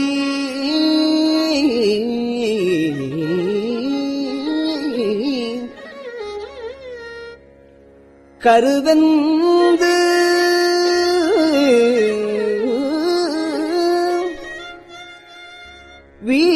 வீழக் கடைக்கணித்து என் உளம் புகுந்த திருவந்தவா பாடி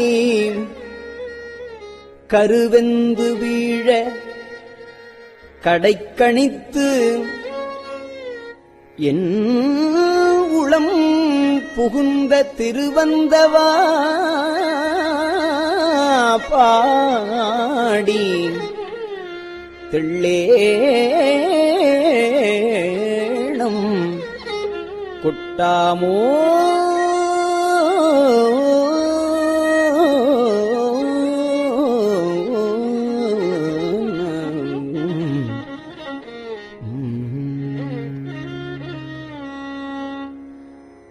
அரையாடு நாகம் அசைத்த பிரான் அரையாடு நாகம் அசைத்த பிரான் அவனியின் மேல் வரையாடு மங்கைதன் பங்கொடும் வந்தாண்ட தீரம் உரையாட உள்ளொளியாட உண்மாமலர் கண்களில் நீ திரையாடு மாபாடி தெள்ளேணம் முட்டாமோ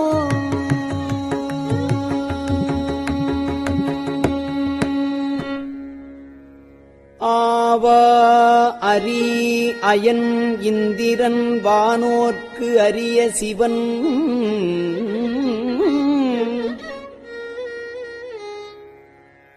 வாவா என்று என்னையும் பூதலத்தே வலித்து ஆண்டு கொண்டான்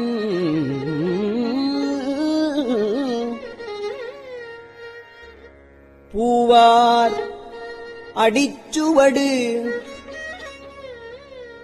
என் தலைமேல் பொறித்தலுமே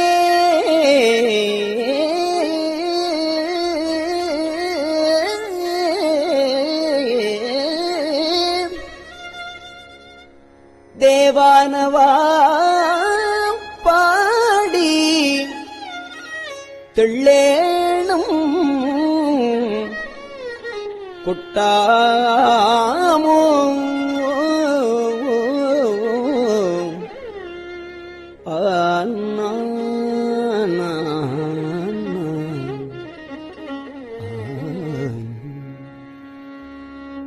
கரங்கோலை போல்வதோர்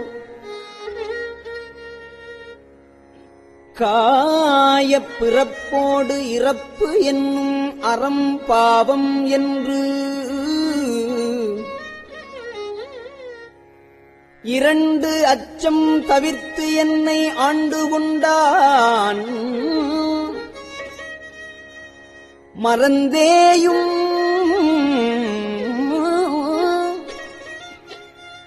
தன் கழல் நான் மறவாவண்ணம் நல்கிய அத்திறம்பாடல் பாடி நாம் தெள்ளேணம்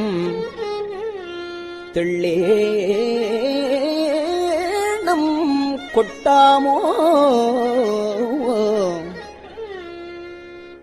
கல்நார் உரித்தன்ன என்னையும் தன் கருணையினால்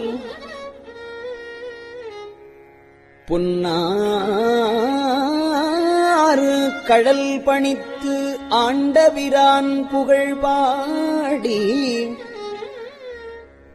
மின்னேர் நுடங்கிடை செந்துவர்வாய் விண்ணகையீர் மின்னேர் முடங்கிடை செந்துவர்வாய்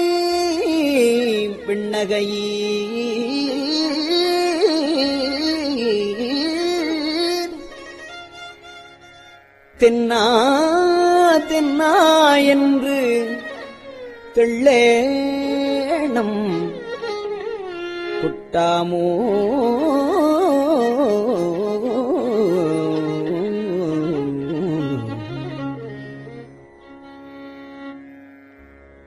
கனவேயும் தேவர்கள் காண்பரிய கனை கழலோன்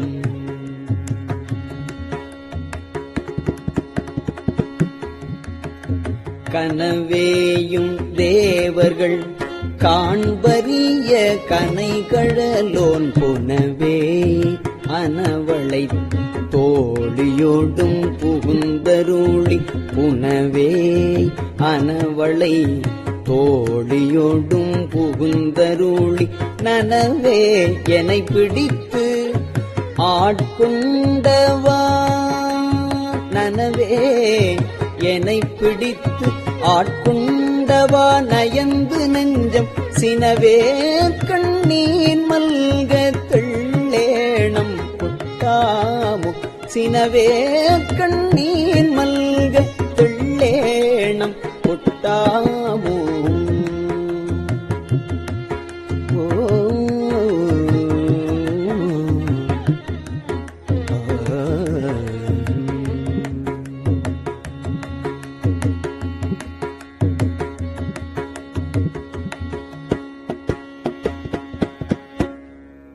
திருச்சிற்றம்பலம். பெரியவா சரணம். இந்நிகழ்ச்சியின் அடுத்த பகுதி நாளை மாலை இதே நேரத்தில் ஒளிபரப்பாகும். பெரியவா சரணம். பெரியவா சரணம். பெரியவா வானொலியின் இன்றைய நிகழ்ச்சிகளின் நிறைவாக திருப்பொன்னூசல் வழங்குபவர் சத்குருநாத தேசிகர் அவர்கள். பெரியவா சரணம். திருச்சிற்றம்பலம். திருப்பொன்னூசல். முன்னீரும் ஆதியும் இல்லான் முனிவர் குழாம்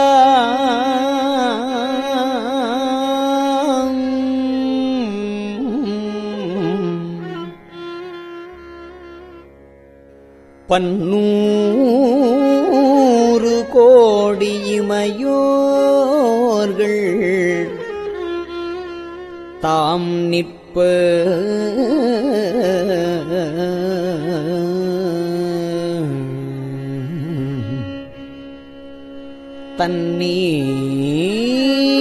தன்னீர் எனக் கருளி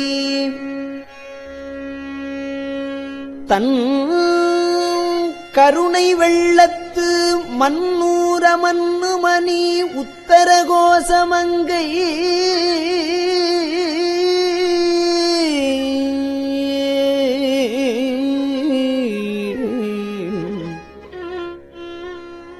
மன்னூர மன்னுமணி உத்தர கோசமங்கை மின்னேறு மாடவியன் மாளிகை பாடி மாளிகை பாடி பொன்னேறு பூமுலையீர் பொன்னூசலாடாமோ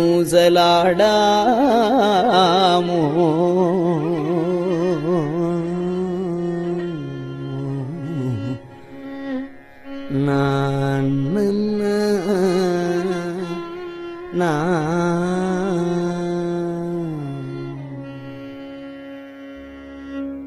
திருச்சிற்றம்பலம்.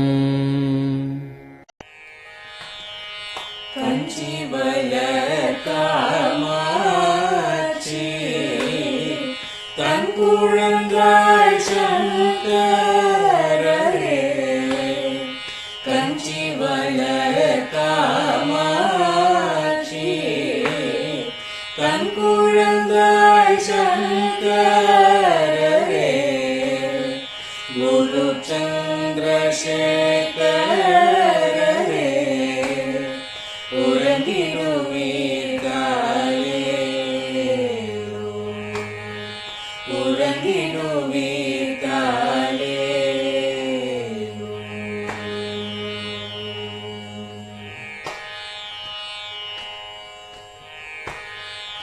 ஆதிகுரு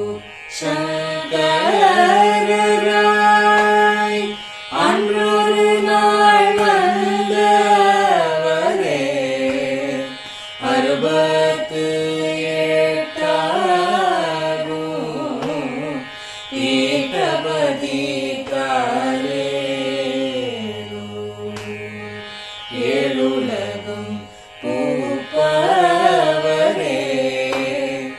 காப்பவரே கடப்பவரே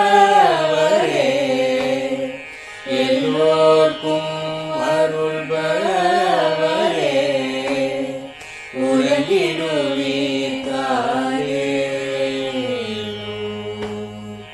அயனுடனே மாலவனோ தேடிய பொற்பதத்தவரே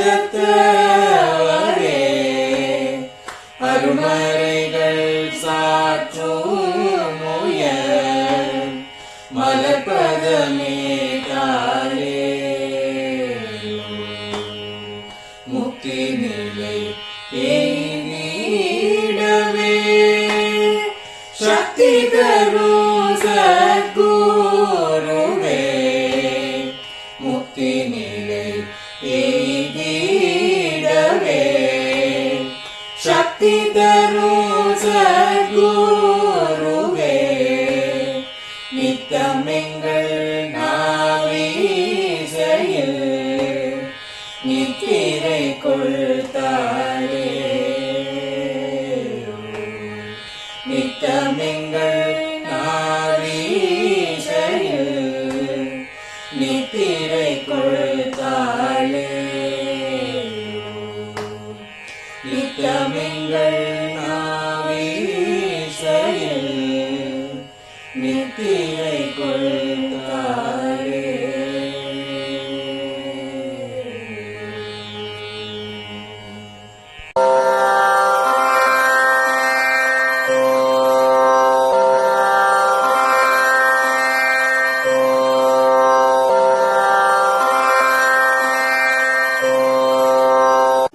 பெரியவா சரணம். பெரியவா வானொலியின் மாலை நிகழ்ச்சிகள் இத்துடன் நிறைவடைகின்றன.